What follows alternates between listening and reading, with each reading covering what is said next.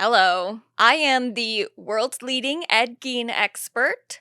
I somewhat jokingly referred to myself as that in the last video, and it did seem to make a lot of specifically men in my comment section upset, so of course I am going to keep doing it. But that also is that's a good point for me to start on here. I've been researching the Ed Gein case for a year and a half now for a video I've been working on about how the case has been narrativized historically and what all that says about us as a society, blah, blah, blah. So I do know a lot about the case, and I am very passionate about correcting the misinformation and the misconceptions that surround it. So that's my priority here. I'm sure that my feelings about this show as a show will come up in these videos, but mostly what I'm trying to do here is just talk about this as another entry into the Ed Gein media canon. How accurate is it? What is it doing compared to other pieces of Ed Gein related media? What misconceptions is it reinforcing? What is it challenging? I do hope that it is challenging some stuff. And I also, I don't have a whole lot of high hopes for this show going in, especially from what I've seen of it thus far, but there are things that I am kind of looking forward to about this. This is going to be the biggest piece of Ed Gein related media released this century, just by the nature of who's making it and the platform that it's on. It's going to be impactful, so I don't want it to be terrible, and I think that there are things that will likely be explored here because of what I know Ryan Murphy is interested in as a creator that has never really been explored in any other piece of Ed Gein related media, like his house burning down, his headstone getting stolen, his car going to county fairs in Wisconsin. There's a lot of stuff about the spectacle around the case that I think that Ryan Murphy is probably really interested in, and if there's anything that Ryan Murphy knows, it is spectacle. So, yeah, maybe this won't be that bad. I don't know. I haven't gotten any sort of spoilers for it thus far. I've tried to avoid them. I did see something on Twitter about Evelyn Hartley maybe being portrayed as an amputee. I don't know if that's true. I'm hoping that that was a joke. I saw it for a second and then I just scrolled past it because I was like, I don't want to know. So yeah, I hope that that's not the case, but I guess we'll see. I don't think Evelyn comes on until episode 3, and obviously we're starting with episode 1, so I'm very scared if I'm being honest, but it's probably gonna be fine.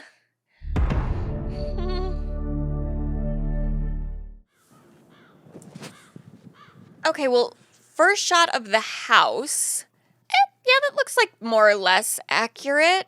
Definitely not an exact recreation, but close enough. I don't really know what this truck is in front of the house. Ed is famous for a sedan that he had. I think he did also have a truck, maybe. I think that's what Shane Bugby was riding around in for a second. But the one that I know he had was a sedan. I'm being very nitpicky, obviously, just opening, but this is what I'm seeing thus far.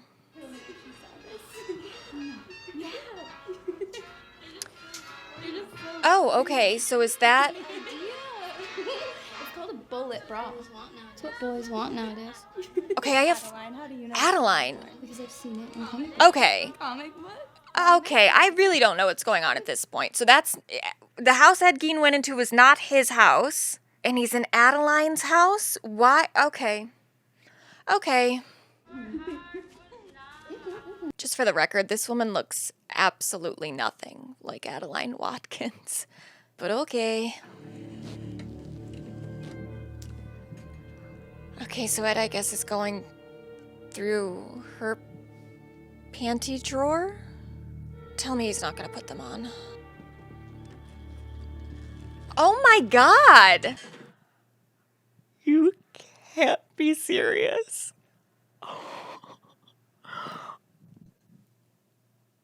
I feel like I should explain what's happening here, but I'm almost in disbelief. It's like autoerotic asphyxiation. He's choking himself with a belt, and it seems masturbating. Okay. It's I don't even know what to say because... Oh my god, you have to be kidding me. You have to be kidding me. He's wearing the bra and panties while jacking off with a belt around his neck. We're 4 minutes in. I'm not going to say anything about what the truck or car or anything looks like anymore. I'm not going to be that nitpicky anymore. Clearly there are bigger fish to fry here. Holy shit. Oh my god. Oh my god. Okay, well the good news is it does look like there are kerosene lamps in the house. Which I said it in the first video, I do think that that is a really important detail that pretty much every Ed Gein dramatization leaves out. The farmhouse did not have electricity. He literally, like, lived in darkness. I think that's important, so I guess kudos to them for that. Murderers, the sexually immoral Okay. sorcerers. 5 minutes and about 19 seconds in, and I've already seen Charlie Hunnam's full ass, which is fine. I mean, it's an okay ass. It's a good ass. But this is just really something else. And it's like, at this point, don't be a wimp about it. Show me his dick. You've done everything else. Show me his dick. Why were you in my brassiere and nylons? I suppose I was just trying to be funny. I really don't know what voice it is he's doing here. There's really only been a few recordings of Ed Gein that have been made public, not like released as just the recordings, but given to documentary filmmakers who then put excerpts of it in an MGM Plus docuseries. That's the only, like, audio recordings we have of Ed Gein's voice, and I believe, from something that I read earlier this week, I believe that Charlie Hunnam managed to get access to those tapes, so he has heard what Ed Gein sounded like in that recording, at least, which was from around Ed's arrest, and it doesn't really sound like this thing that he's doing at all. No, I never asked her that way. It was just a joke. You see this door there? That's all I was up here for. And I said, can you roller skate? She said, no. Sorry, Mother. I won't do it again. And you won't touch her. You will never touch a woman. You won't be marrying one.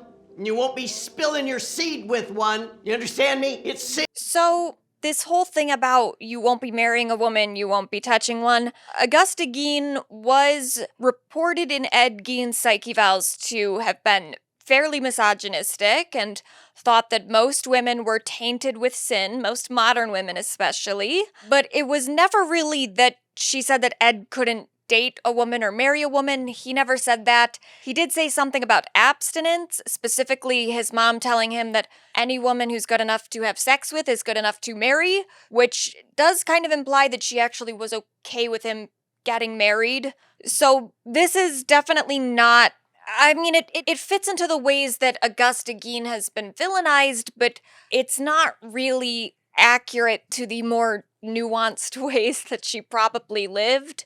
Which, you know. How do you do? Hello? You're not from Plainfield, are you?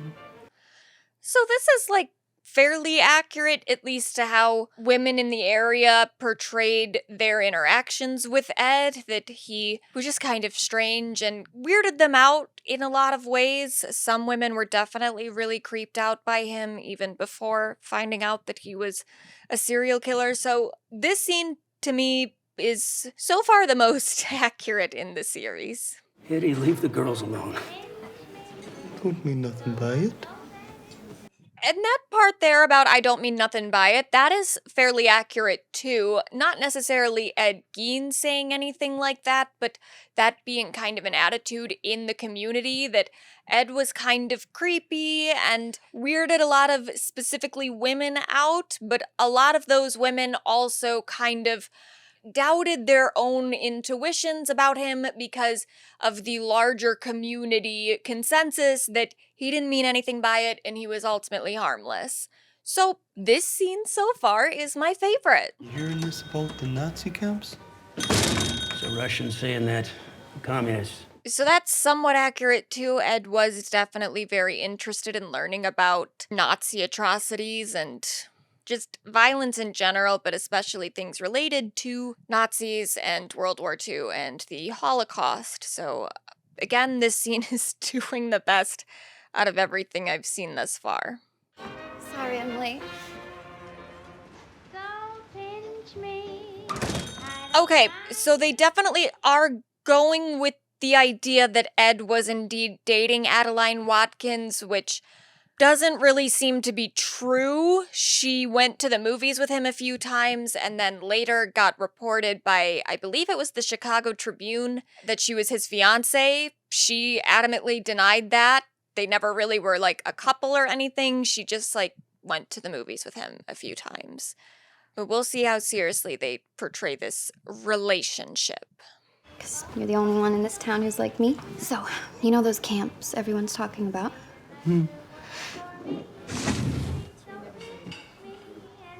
Look. What's this? Look. Okay, so Adeline did say that when she talked to Ed, they would talk about like crimes and stuff a lot, that he would tell her about crimes that he had read about and detail what he would have done to get away with certain crimes and stuff. They were kind of almost true crime buddies in a sense. The way that Adeline talked about it, it seemed more like Ed talked about it to her and she just thought it was kind of interesting. It is definitely quite a leap to imply that Adeline was as into the fetishistic Nazi content that Ed was. That is a very, very strange thing to put on a person who did in fact exist at one point. That is a choice. Alright, I'm assuming this is supposed to be Henry. Where you been? Oh, Mother's gonna whip you when she sees you. Oh, no. Only one lets mother whip him's you. God, I can't tolerate it no more, Ed. So we don't really know a whole lot about Henry Gein as far as primary sources go. Henry primarily did work off of the Gein farm and worked for other farms in the area, which would imply some amount of distance from his family or a little bit more independence from his family than Ed had. I think he did still help on the Gein farm a bit, but I don't even necessarily think that that is 100% because he wanted to work away from his family. I think that their farm just wasn't doing that well, so he just was working on other farms that were doing better and could actually, pay him. There's never been anything in any sort of primary source that indicates that Henry didn't like Augusta or that he fought with their mother at all. That is mostly just conjecture from secondary sources that often gets passed off as fact. We really just don't know much about Henry Gein or his relationship with either his parents or with Ed. I mean, Ed said they got along fine. Of course, Ed is a serial killer and he was suspected of killing his brother, so he might have not always been telling the truth about their own relationship, but the point is we just don't know much about Henry. I'm in love with Jenny. Oh, I'm gonna marry her. So there were some reports about Henry being engaged before he died. I don't know the name of the fiance. They're saying Ginny here. I don't know if that's based off of any sort of historical record or if that's just a name that they made up. I don't know really anything about that relationship, or even if it was true that he was engaged. It was just something that was reported at the time of Ed's arrest, not even really any reports that I could find from when Henry was alive, but that is something that's been said. I'm leaving you. oh, I don't think you are, Henry. I don't think Mother let you. You're not hearing me. This is again something that people say a lot, that Henry was trying to get away from his family, he was trying to leave, and Ed didn't like that. Not any primary sources that I can find backing that up, but that's something that people have been saying for quite a long time. Okay, so they are just portraying this with no ambiguity whatsoever. They are definitely trying to imply or just outright portray Ed killing his brother. No evidence really of that. Harold Schechter did claim in his book that Henry Gein was found with bruises on the back of his head, but I don't know where Harold Schechter got that information. He never really revealed that. If you look back at news reports from the time that Henry actually died, he was reported as being found uninjured at the time. They think that he died of cardiac arrest from asphyxiation. I just genuinely don't know where the bruises on the back of his head thing came from, other than Harold Schechter saying it, which apparently people take as a primary source for some fucking reason. All I wanted was a girl. Prayed and prayed to the good Lord for it, but was not his will. So this whole thing about Augusta wanting a girl the whole time, that is all, as far as I'm aware, completely made up. There is no primary source saying that whatsoever. Again, this seems to mostly be from Harold Schechter's book, where he sometimes seems to kind of write from the perspective of people inside of their own heads in a way that doesn't make sense for a researcher to do. But I guess that's what they're going with here. No matter how much it pained me to lay with your father. Oh, I only let him defile me twice. Yeah, this seems taken just straight out of Deviant. Again, I don't know what sources Harold Schechter was working from for that book. He doesn't ever say. And again, a lot of what he writes seems to be from him reading dead people's minds.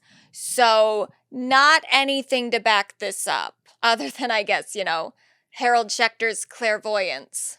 Then I got you, a son so prone to all manner of weakness, who seems set on breaking his mother's heart. Also, any sort of allegation of verbal abuse of Ed Gein from his mother, as is being portrayed here, does not seem to have any sort of primary source backing it up.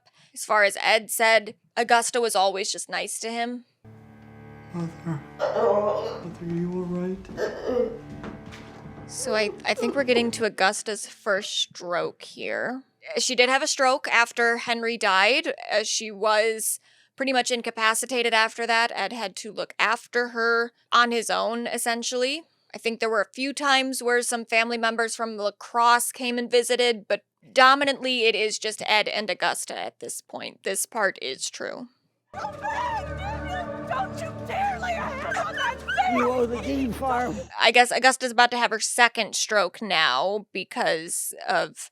I don't want to watch this. I know a dog's about to die.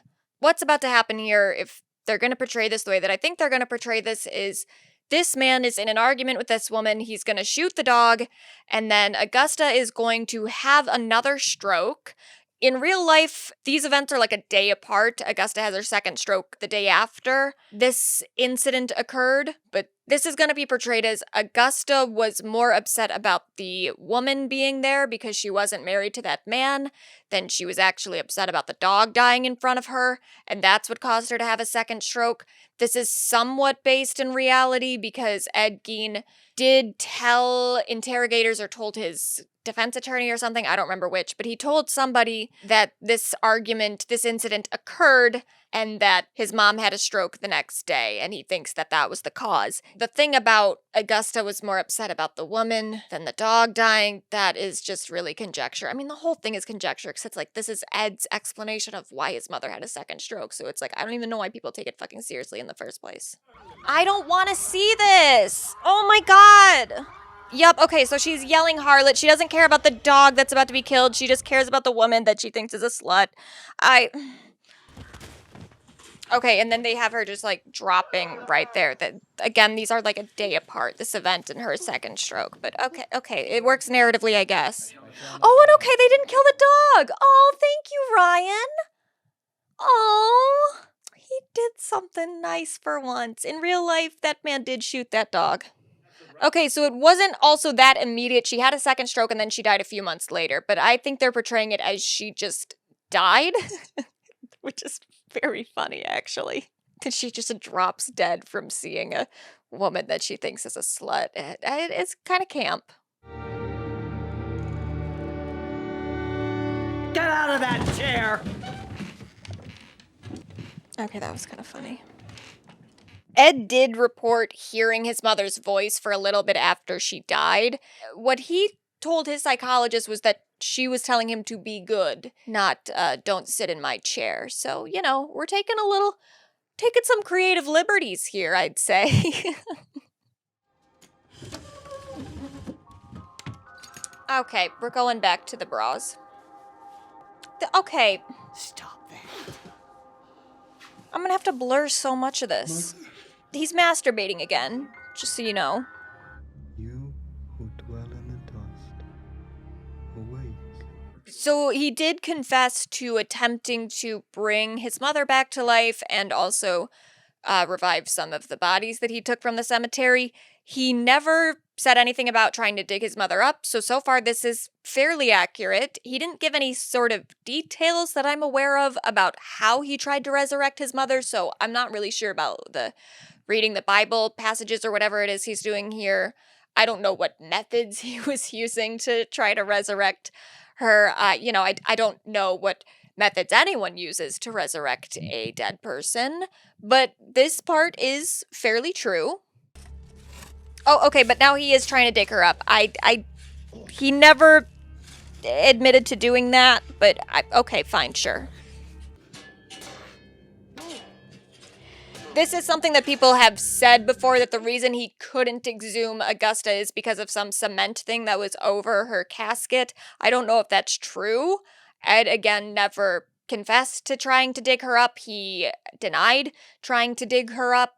So I don't know. I don't even know if there is a cement thing over Augusta's grave. I'm really not sure. I don't know that anyone has ever really confirmed that there was a cement thing over her casket, but that is something that has been said. They are also staying accurate to the fact that there is a full moon behind him. Ed did do most of these cemetery digs under a full moon. That I don't think is for any sort of like mystical reason like some people have tried to portray it. I think it was just literally because, the moon is a light source. When you are doing things that you want to get away with at night, it is helpful to see what you're doing, but also in a way where you're not just like shining a flashlight around everywhere, because, don't want to get caught. So that is why I think that Ed Gein did a lot of his crimes under moonlight. I don't think it's because the moon was calling to him in any particular way. But what am I supposed to do now? Just dig up this whore laying next to me. Okay, so Augusta just said, dig up the whore next to me. One of the first people that Ed dug up was one that was somewhat close to Augusta's grave. Again, people have tried to make a big deal about this, that it had something to do with her proximity to Ed's mother. I think it was, again, just a practical solution. Ed was digging up freshly buried bodies. He didn't have a whole lot of say in where those bodies were buried. And it was a very small town. So, his options would have been limited. If any of them were close to Augusta's grave, that was probably just coincidence, especially because not all of them were that close to Augusta's grave.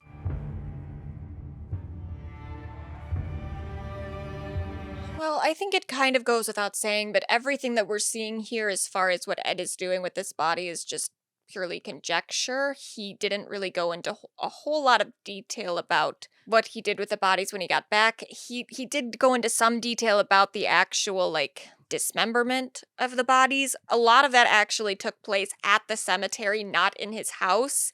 He would just dismember them there. This is one of the bodies, if this is the woman that I think it's supposed to be, this is one of the ones that he actually did seem to take the entire body home with him. What he did with her when he got back to his house, I guess only Ed will ever really know. Okay, thank God, that's it. I was thinking that maybe I would start the next episode tonight, but that really took a lot out of me, so I think I'm going to call it a night. It is almost 2 a.m. right now, so I'll reconvene tomorrow, I guess. Oh, this is going to suck. There's 8 episodes of this? Fuck.